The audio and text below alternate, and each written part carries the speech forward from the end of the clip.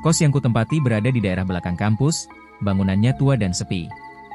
Dari luar terlihat biasa saja, hanya cat dindingnya mulai mengelupas dan beberapa jendela tertutup rapat dengan gorden berdebu.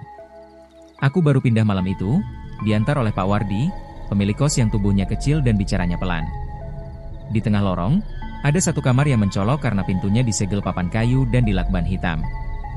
"Jangan dekati kamar itu ya, Mas," bisik Pak Wardi sambil menunduk. Aku mengangguk, walau dalam hati penasaran. Di pintu kayu itu tertulis angka 13, tergores samar seolah pernah dikupas. "Kenapa kamar ini kosong, Pak?" tanyaku. Pak Wardi hanya menjawab pendek, "Sudah lama kejadian dulu orang-orang takut." Saat itu, aku belum paham maksudnya. Tapi malam pertama di kos itu, aku mulai mengerti bahwa tempat ini menyimpan sesuatu yang lebih dari sekadar bangunan tua. Malam pertama kulalui dengan perasaan was-was. Suara jangkrik mengisi keheningan malam, dan dari kejauhan sesekali terdengar gonggongan anjing. Aku mencoba tidur lebih awal, tapi kasurku berdecit setiap aku bergerak sedikit. Sekitar pukul 2 dini hari, aku terbangun karena mendengar suara aneh. Awalnya seperti alunan musik dari radio, suara gamelan pelan, seperti dalam upacara adat. Tapi anehnya, suara itu tak berasal dari luar, melainkan dari dalam lorong kos, tepatnya dari arah kamar nomor 13. Aku membuka pintu kamar, menengok keluar. Kos gelap, hanya satu lampu redup menyala di ujung lorong. Tapi suara gamelan itu semakin jelas, berpadu dengan suara sinden yang menyanyikan lirik Jawa lama yang tak ku mengerti. Hatiku mulai tak enak. Aku menutup pintu dan mengunci rapat, mencoba tidur lagi walau rasa takut mulai menghantui. Keesokan paginya, aku bertanya pada beberapa penghuni kos. Rata-rata mereka enggan membicarakan kamar nomor 13. Ada yang hanya geleng-geleng, ada juga yang menyuruhku, jangan ikut campur. Tapi seorang penghuni lama, Mas Narto, akhirnya buka suara. Dulu, ada mahasiswi namanya dia. Cantik, pintar. Dia ngontrak di kamar 13. Sering dengar suara gamelan juga, katanya tiap malam Jumat Kliwon. Dia suka meditasi dan praktik kejawen. Tapi suatu malam, dia ditemukan tergantung di kamarnya. Kepala dan tubuhnya tidak di tempat yang sama. Aku terdiam mendengar cerita itu. Mas Narto melanjutkan dengan suara pelan. Sejak itu, kamar itu dikunci. Tapi kadang, suara gamelan itu masih muncul. Perasaanku makin tidak enak. Aku bukan orang yang mudah percaya hal mistis, tapi kejadian semalam seperti mimpi buruk yang nyata. Kamar nomor 13 jelas menyimpan rahasia kelam. Hari Kamis itu terasa lebih dingin dari biasanya. Angin kencang bertiup sejak sore, membuat dedaunan jatuh berserakan di halaman kos. Awan menggantung ke labu, seolah menyiapkan panggung untuk sesuatu yang lebih gelap dari sekadar badai biasa. Sejak pagi, kepalaku terasa berat, seperti ada beban tak terlihat yang menempel di tengkuk. Mas Narto menyapaku waktu aku hendak keluar membeli makan malam, dan dia hanya berkata pendek, "Malam ini Jumat Kliwon. Kunci pintumu rapat-rapat." Ucapannya membuat bulu kuduku berdiri. Aku pulang lebih awal, menutup jendela, menggulung gorden, dan memastikan pintu terkunci dengan rantai. Tapi rasa gelisah itu tetap tinggal di dadaku. Menjelang tengah malam, listrik tiba-tiba mati. Gelap total. Dan saat itulah, suara itu datang lagi. Gamelan, pelan, namun menghipnotis. Tapi kali ini, terdengar lebih dekat. Aku duduk di sudut kamar, memegang senter kecil, berharap semua ini hanya halusinasi. Tapi suara itu bukan imajinasi. Suara gong, kendang, dan suara sinden, perlahan merasuk ke dalam kepalaku. Aku nekat membuka pintu sedikit, hanya untuk mengintip lorong. Di ujung sana, samar-samar kulihat cahaya lilin dan bayangan orang menari, berpakaian seperti penari Jawa, lengkap dengan kain jarik dan selendang merah. Tapi wajahnya tak terlihat. Aku menutup pintu dengan cepat, jantungku berdegup liar. Tanganku gemetar. Aku mundur perlahan, lalu duduk memeluk lutut di bawah meja belajar. Tapi suara itu, justru makin keras di dalam kamarku. Seolah gamelan itu berpindah tempat. Rasanya mustahil. Tapi di detik itu, aku sadar, ini bukan gangguan biasa. Ini semacam panggilan dari dunia lain. Tiba-tiba cermin di meja riasku berembun. Padahal tidak ada uap, tidak ada kelembapan. Perlahan, di permukaannya muncul tulisan kabur. Buka pintunya, aku terdiam, tidak bisa bergerak. Lalu tulisan itu memudar, dan dari cermin itu, aku melihat sesuatu berdiri di belakangku. Bayangan putih. Rambut panjang menjuntai menutupi wajah. Tapi anehnya, bayangan itu membalik kepala ke arahku, dan senyumnya lebar sampai ke telinga. Aku menoleh cepat, tapi tak ada siapa-siapa. Nafasku tercekat. Aku tidak tahu apakah aku sudah berhalusinasi atau benar-benar diganggu. Tapi malam itu, untuk pertama kalinya, aku menangis dalam ketakutan.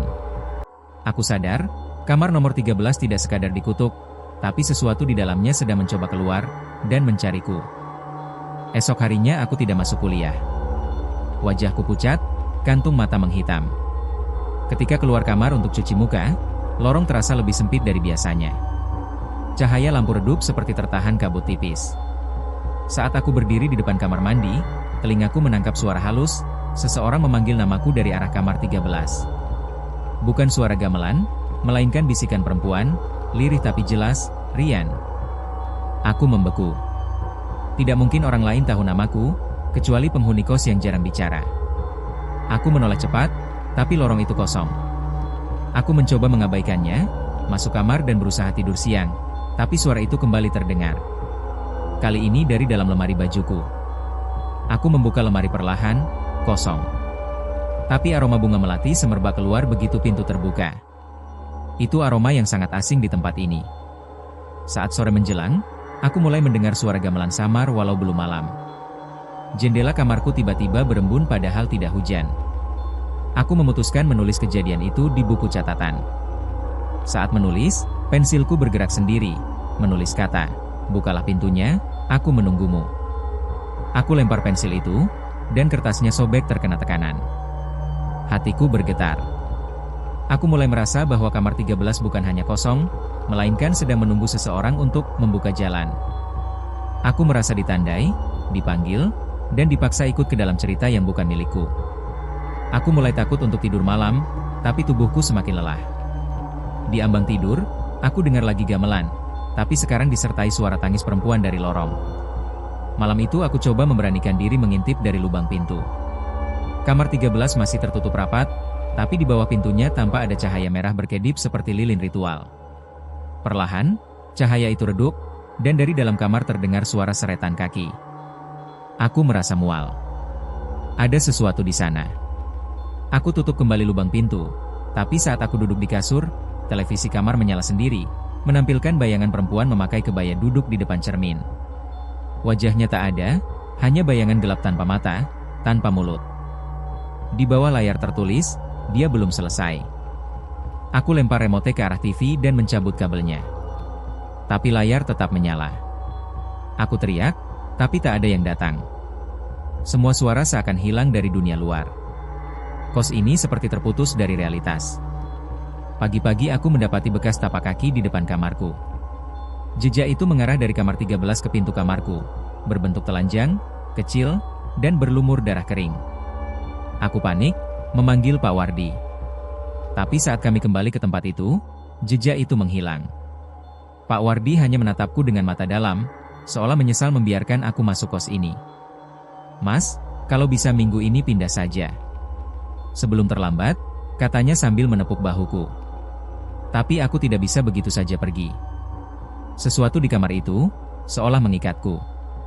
Di malam yang sama, aku kembali mendengar gamelan. Kali ini bukan dari luar, tapi dari bawah kasurku.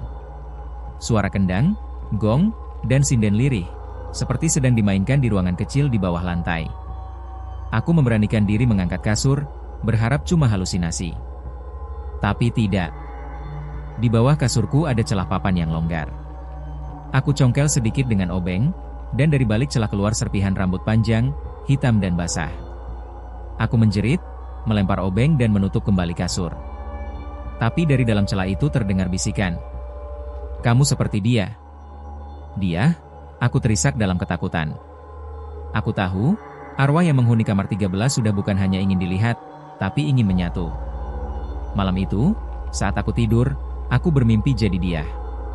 Aku duduk di kamar 13, memakai kebaya putih, di hadapanku ada gamelan, dan aku memukulnya dengan tangan berlumuran darah. Ketika aku melihat ke cermin, wajahku adalah wajah perempuan yang mati penasaran. Besoknya, aku periksa lemari lagi, dan di pojok paling belakang aku temukan selembar foto kuno. Seorang perempuan dengan wajah kabur, memakai kebaya, duduk di antara gamelan dan sesajen bunga. Di balik foto tertulis, dia tak boleh keluar. Jangan biarkan pintunya terbuka. Aku bergetar. Jadi, selama ini suara gamelan bukan hanya arwah mengganggu. Tapi mungkin, itu adalah bagian dari ritual. Ritual yang belum selesai, dan sedang dicoba disempurnakan lewat aku. Aku merasa tidak bisa lari lagi. Hari-hariku jadi gelap. Bahkan di siang bolong, aku mendengar suara sinden menyanyikan tembang yang sama, tembang kematian. Lagu itu menempel di kepalaku, mengganggu, dan membuatku merasa, waktuku semakin habis. Setelah mendesak Mas Narto dan beberapa warga, aku diberitahu bahwa dulu sempat dilakukan ruatan oleh seorang dukun tua. Tapi ruatan itu gagal. Saat prosesi sedang dilakukan di kamar 13, dukun itu tiba-tiba pingsan lalu meninggal malamnya. Mulutnya mengeluarkan darah, dan dari telinganya keluar rambut panjang.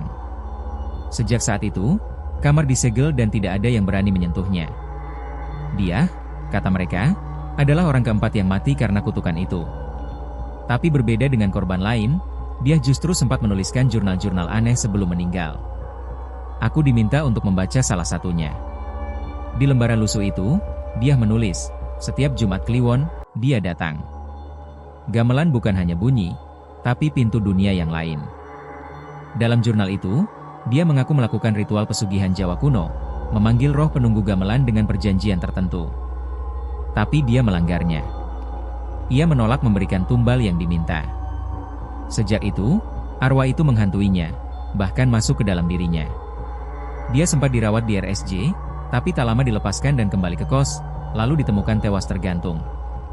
Aku membaca semua itu dengan tangan gemetar. Kalau benar roh itu sedang mencari pengganti, mungkin itu sebabnya aku dipilih. Karena aku tinggal di kamar yang paling dekat. Karena aku mirip dia. Dan karena aku tak sengaja membuka celah yang seharusnya tertutup. Malam itu, aku mencoba sholat, berzikir, dan membaca ayat-ayat pelindung. Tapi justru makin aku baca, makin keras suara gamelannya. Seolah bacaan suci malah memancing kemarahan dari makhluk yang menghuni kamar 13. Dinding kamarku bergetar pelan, dan dari ventilasi, aku melihat bayangan tangan mencakar-cakar kisi angin dari dalam kamar kosong itu. Aku tak kuat lagi. Aku ingin keluar malam itu juga, tapi ketika aku membuka pintu kamar, lorong kos menghilang. Yang ada hanya jalan tanah berkabut, di tengahnya ada panggung wayang kulit tua, dan perempuan tanpa wajah duduk di belakangnya, memainkan kendang dengan tangan yang compang-camping. Aku jatuh pingsan malam itu. Dan saat terbangun, aku tidak tahu lagi apakah ini dunia nyata atau bukan. Saat aku terbangun, aku masih berada di kamarku. Tapi ada yang berbeda. Semua barangku tertata rapi, terlalu rapi, seolah kamar ini bukan pernah kutinggali. Di dinding tergantung foto besar seorang perempuan berkebaya putih yang samar-samar mirip dengan sosok yang selalu muncul dalam mimpiku. Aku panik, mencoba keluar, tapi pintu tidak bisa dibuka. Jendela pun berubah jadi tembok padat. Lalu aku sadar, ini bukan kamar biasa. Kamar ini hidup. Setiap sudutnya seperti mengawasiku. Lantai mulai bergemertak, gamelan berdentang dari bawah. Aku menangis dalam ketakutan, tapi suara sinden malah terdengar semakin jelas, menyanyikan lagu Jawa yang artinya, "Selamat datang, pengganti yang ditunggu." Tiba-tiba lemari di kamarku terbuka sendiri. Dari dalamnya keluar asap tebal dan dingin yang menggigilkan tulang. Lalu muncul sosok perempuan berkebaya, wajahnya hancur sebelah, matanya hitam tanpa bola, dan mulutnya robek dari telinga ke telinga. Dia mendekat perlahan, tangannya mengarah padaku. Tapi bukan untuk mencekik. Dia memelukku. Dalam pelukannya, aku seperti melihat semua ingatanku terhisap. Aku di kelas, aku makan, aku tertawa bersama teman, semua hilang. Dia membisikkan sesuatu di telingaku, "Sekarang giliranku pergi, kamu jaga tempat ini." Saat itu juga tubuhku lemas dan kepalaku berputar hebat. Dunia runtuh dalam sekejap. Aku sadar dalam keadaan duduk bersila. Di depanku ada seperangkat gamelan, dengan darah menetes di setiap permukaannya. Aku tidak tahu dari mana darah itu berasal, tapi tanganku sudah memegang tabuh, dan aku mulai memukulnya pelan. Irama yang keluar seperti otomatis, seolah sudah tertanam dalam ingatanku. Saat cermin di depan memantulkan bayanganku, aku tak lagi melihat wajahku. Yang ada adalah wajah dia. Aku berteriak sekeras mungkin, tapi suara yang keluar bukan teriakan, melainkan suara sinden dari mulutku sendiri. Aku mencoba berdiri, tapi tubuhku tak bisa digerakkan. Dan dari sudut ruangan, kulihat kamar 13 terbuka perlahan. Seseorang baru masuk, dan kini giliranku yang menunggu. 3 hari setelah kejadian itu, penghuni baru datang. Seorang mahasiswa pindahan yang katanya ingin tinggal dekat kampus. Pak Wardi terlihat berat memberinya kunci, tapi karena kamar lain penuh, dia tak punya pilihan. Kamar 14, sebelah kamar 13, jadi tempat tinggal barunya. Aku mengintip dari lubang kamar. Aku melihat diriku sendiri, berdiri di sudut gelap lorong. Tapi itu bukan aku, itu tubuhku, tapi bukan jiwaku. Matanya kosong, senyumnya kaku. Aku sudah bukan manusia. Aku sudah menjadi bagian dari arwah penjaga. Kini aku tahu, kamar kos ini bukan tempat tinggal, melainkan gerbang antara dunia nyata dan dunia kematian. Dan setiap Jumat Kliwon, 1 jiwa harus dijemput. Malam itu, penghuni baru mendengar suara gamelan. Sama seperti aku dulu, dia berpikir itu hanya halusinasi. Tapi kamar 13 memanggil. Dan seperti yang sudah-sudah, gamelan mengiringi prosesinya. Aku, atau tubuhku, ikut dalam ritual itu. Aku melihat tubuhnya bergetar, pingsan, dan dibawa oleh sosok-sosok hitam tak berkaki. Aku mencoba menjerit dari dalam bayanganku, tapi aku terperangkap. Dalam kegelapan, suara dia datang lagi. Sekarang kamu tahu rasanya. Tapi kamu belum selesai. Kamu harus menggantikan semua yang pernah melanggar. Arwah dalam kamar 13 bukan hanya dia. Ia adalah sosok kuno, tertidur selama puluhan tahun, dibangunkan oleh keserakahan. Dan kini tugas baruku dimulai. Setiap malam Jumat Kliwon, aku harus memastikan 1 jiwa mendengar suara gamelan. Bila tidak, aku akan dicabik dari dalam, jiwaku dilumat oleh suara sinden yang menyayat. Satu persatu penghuni baru mulai merasa ada yang salah. Tapi mereka semua terlambat menyadarinya. Karena begitu gamelan terdengar, tidak ada jalan keluar. Satu-satunya jalan adalah menggantikan. Tapi siapa yang sanggup? Mereka semua hanyalah korban. Sama sepertiku. Sama seperti dia. Dan entah sampai kapan, arwah yang haus tumbal itu akan terus menjebak manusia demi satu ritual, menjaga gerbang agar tetap terbuka. Aku mulai melihat pola dari semua korban. Mereka semua adalah orang-orang yang menolak realita. Terlalu keras kepala, atau terlalu lemah untuk menolak bisikan dari kamar 13. Dan gamelan itu, mereka bukan sekadar musik. Mereka adalah mantra. Irama yang memanggil jiwa-jiwa rapuh. Dalam malam yang semakin dingin, satu lagi penghuni datang. Kali ini seorang perempuan. Rambutnya panjang, wajahnya lembut. Tapi matanya terlihat seperti mengenal tempat ini. Seolah dia pernah ke sini sebelumnya. Aku mengamati dari balik cermin, tubuhku bergerak seperti bayangan. Perempuan itu berdiri lama di depan kamar 13, lalu berkata pelan, "Aku kembali." Jantungku seolah berhenti. Itu dia. Tapi bagaimana mungkin? Aku yang menjadi dia. Tapi dia kembali dalam bentuk baru. Mungkinkah dia berhasil meloloskan diri dari lingkaran setan ini?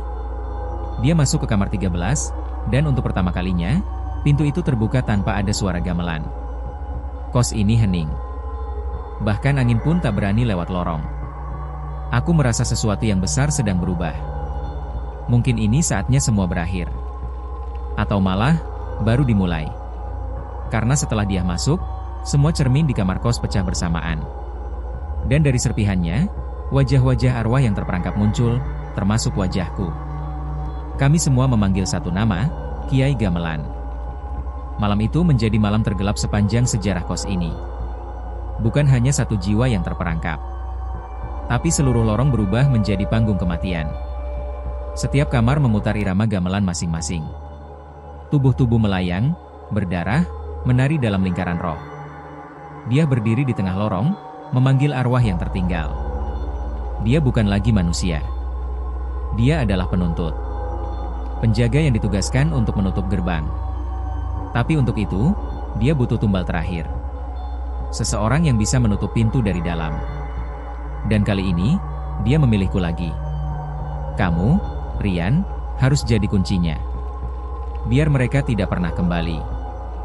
Dia menjelaskan lewat mimpi yang samar, arwah-arwah itu dulunya adalah korban pesugihan dari seorang dalang gila yang membunuh penabuh gamelan dan menyegel mereka di kamar ini. Gamelan yang terdengar setiap malam adalah jeritan mereka. Dan kamar 13 adalah gerbang terakhir, pintu antara dunia roh dan dunia manusia. Jika pintu itu tidak ditutup, maka dunia manusia akan hancur perlahan, ditelan irama kematian. Untuk menutupnya, dibutuhkan satu jiwa yang secara sadar masuk ke kamar itu, memainkan gamelan dengan nyawa sebagai taruhan, dan mengucapkan mantra penutup dari kitab kuno. Aku menyetujui permintaan dia. Jika aku harus mengorbankan diriku agar semuanya berakhir, maka biarlah itu menjadi jalan terakhirku. Malam Jumat Kliwon itu, aku masuk ke kamar 13. Rasanya seperti masuk ke rahim kegelapan. Dingin, lembab, dan bau anyir darah yang mengendap selama puluhan tahun. Di tengah kamar, gamelan sudah tersusun rapi. Aku duduk bersila, tangan gemetar memegang tabuh. Perlahan aku mulai memukul kendang, gong, dan bonang. Suara sinden terdengar jauh di langit-langit. Dia muncul terakhir, menatapku dalam diam. Lalu membisikkan mantra terakhir. Aji Pangripta Jagat, ucapku pelan. Tiba-tiba angin besar berputar dalam kamar, tembok bergetar, dan suara arwah menjerit memekakan telinga. Tubuhku terasa terbakar dari dalam, tapi aku terus bermain. Sampai akhirnya, semua hening. Gamelan berhenti sendiri. Dia tersenyum untuk terakhir kalinya. Dan pintu kamar 13 menutup dengan bunyi berak. Kunci pintunya jatuh sendiri. Dan dari luar, tak ada lagi suara, tak ada lagi gamelan. Kamar 13 akhirnya benar-benar kosong. Pak Wardi menemukan kamar 13 terkunci rapat keesokan paginya. Di dalam, tidak ada siapa-siapa. Gamelan pun tidak ada. Yang tertinggal hanya selembar kertas lusuh di lantai bertuliskan, "Sudah selesai. Jangan buka lagi." Kos itu akhirnya ditutup permanen. Dinding kamar 13 disemen penuh, lorongnya dijadikan gudang. Tapi bagi mereka yang pernah tinggal di sana, suara gamelan kadang masih muncul di mimpi. Dan jika kamu cukup nekat, coba tidur semalam di dekat lorong itu. Kamu akan dengar suara kendang dan sinden, seolah ada yang belum benar-benar berakhir. Kabar tentang kos itu menyebar pelan-pelan. Tak ada yang berani menyewanya lagi. Dosen kampus bahkan menyarankan mahasiswa baru menghindari kawasan itu. Tapi seperti kutukan yang tak pernah usai, selalu ada yang penasaran. 2 tahun setelahnya, seorang pria tua membeli bangunan itu, dan menjadikannya tempat meditasi spiritual. Dia berkata, tempat ini belum selesai. Masih ada yang tertinggal. Tapi malam pertamanya di sana, pria itu ditemukan pingsan dengan telinga berdarah. Saat sadar, dia hanya bisa menggumam, "Ryan." Dia, gamelan, belum selesai. Dan sampai hari ini, ada orang-orang yang mengaku mendengar suara gamelan lewat rekaman yang tak disengaja. Bahkan saat lewat depan bangunan itu, ponsel mereka merekam suara sinden lirih tanpa alasan. Mungkin arwah itu memang belum benar-benar pergi. Mungkin Ryan kini menjadi bagian dari gamelan itu. Dan setiap malam Jumat Kliwon, mungkin, hanya mungkin, suara itu akan datang mengetuk pintumu. Jangan pernah jawab jika mendengar gamelan dari arah kosong. Karena bisa jadi, mereka sedang memanggil giliranmu.